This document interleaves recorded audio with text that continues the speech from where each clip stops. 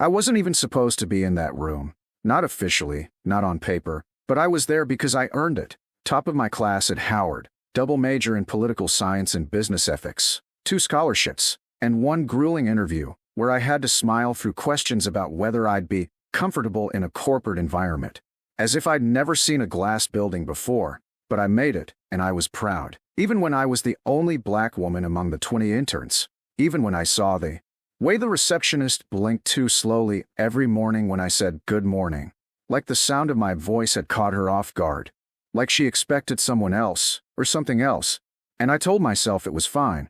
That this was how change starts, with showing up and being excellent, and keeping your edges neat, and your tone low and your diction sharp.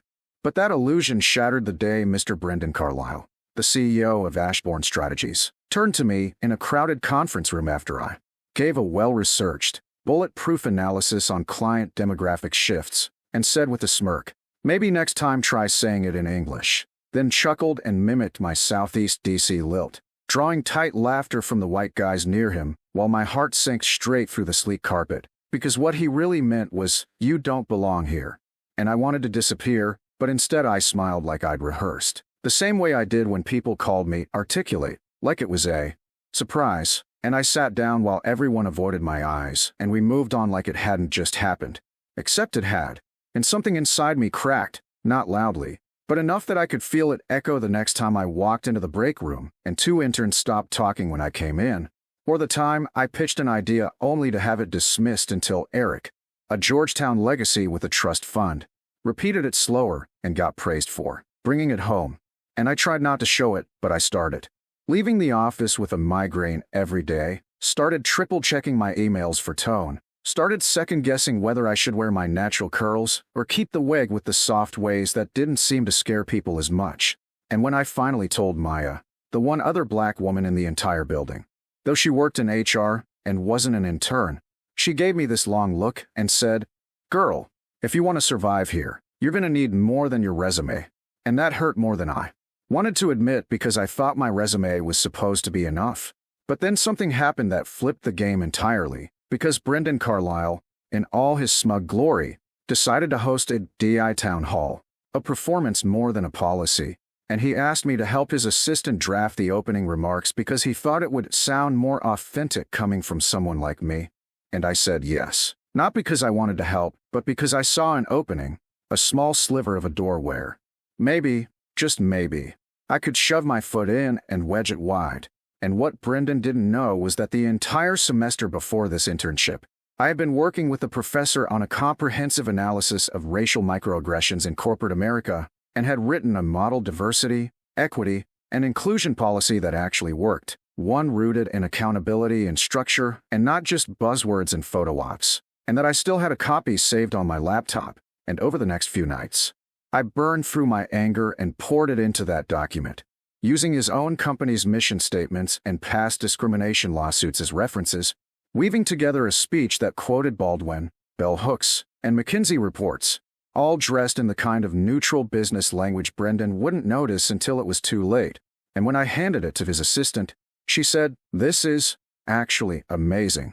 And I just nodded like I hadn't stayed up until 4 a.m. polishing it, like I hadn't edited every word with surgical care, like I didn't feel like I was holding a small, sharp weapon disguised as a speech. And when the town hall began and Brendan stood at the podium in front of all 300 employees and read those words aloud, I watched his mouth shape sentences he didn't understand. Sentences about dismantling systemic bias and auditing executive behavior and creating anonymous reporting channels with third-party oversight.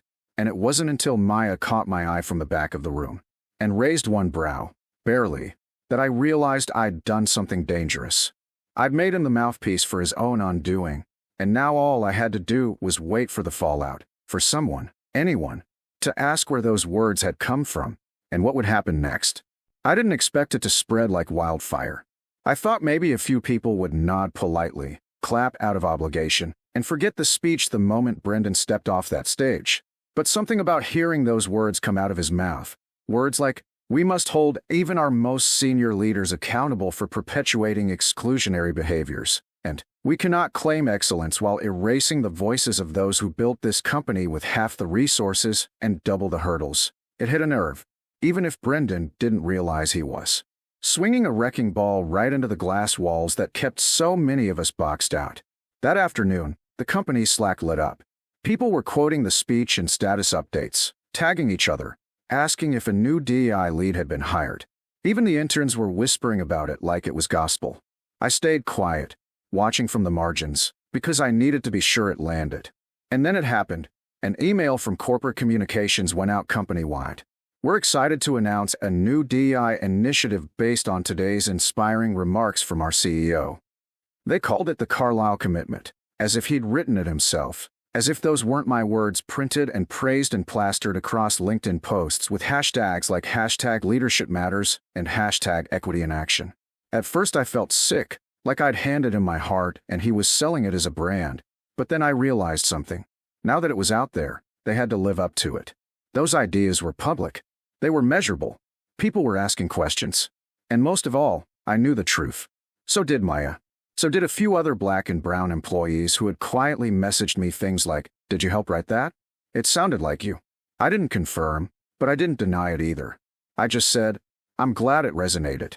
Meanwhile, Brendan basked in his new reputation as a forward-thinking CEO, granting interviews and posing for photos with people he barely acknowledged last month.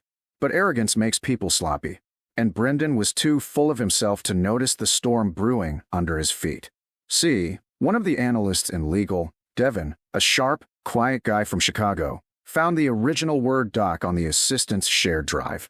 It still had my name in the metadata. He sent it to Maya, and Maya forwarded it to me with the subject line, "FYI, receipt in case you ever need it." And that's when I decided to stop waiting. I'd done the hard part. I'd cracked the door.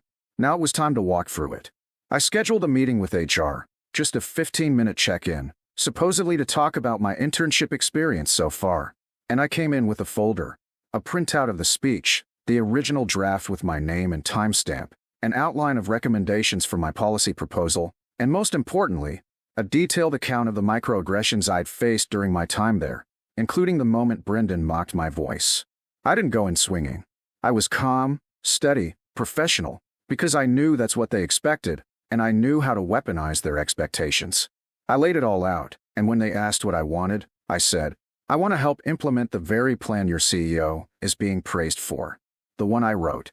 The HR rep, a middle-aged woman named Susan who had clearly rehearsed her neutral face in the mirror, tried to keep her surprise hidden, but I saw it. The twitch in her lip, the blink too long, and I knew I had her. 2 days later, I got an email from the Office of Corporate Development.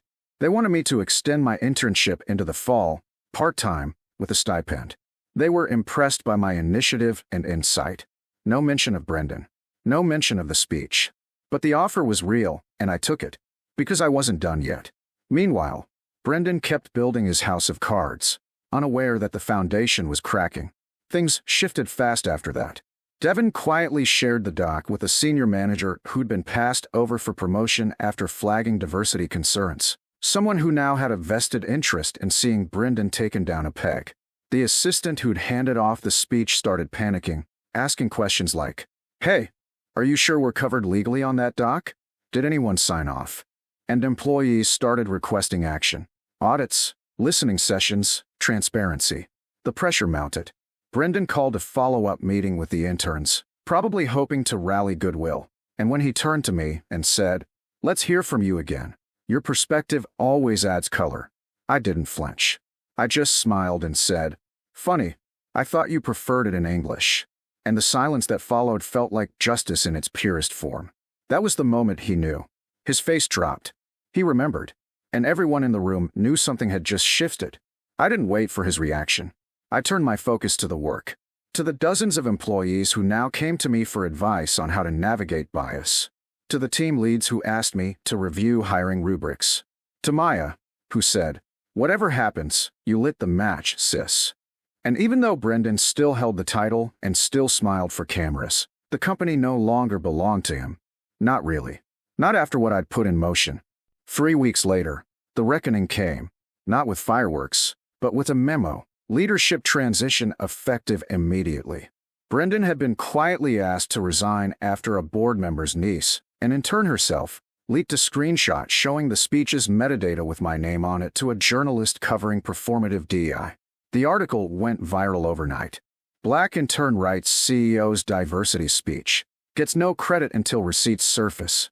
The fallout was swift. Shareholders demanded accountability. Employees called for restructuring, and Brendan, the man who once told me to speak properly, vanished behind a PR statement about personal growth. I didn't celebrate publicly.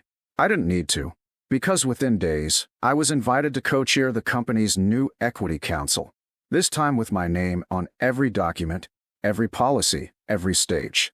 Maya got promoted to Director of People Strategy. Devin joined us as a compliance advisor. And slowly, room by room, we changed the culture, not just with words, but with systems, transparency, and teeth. I never forgot the sting of that first moment, his laugh, their silence. But I wear it now like armor, not shame. Some people rise through luck. I rose through fire. And I made sure no one else would have to burn just to be seen.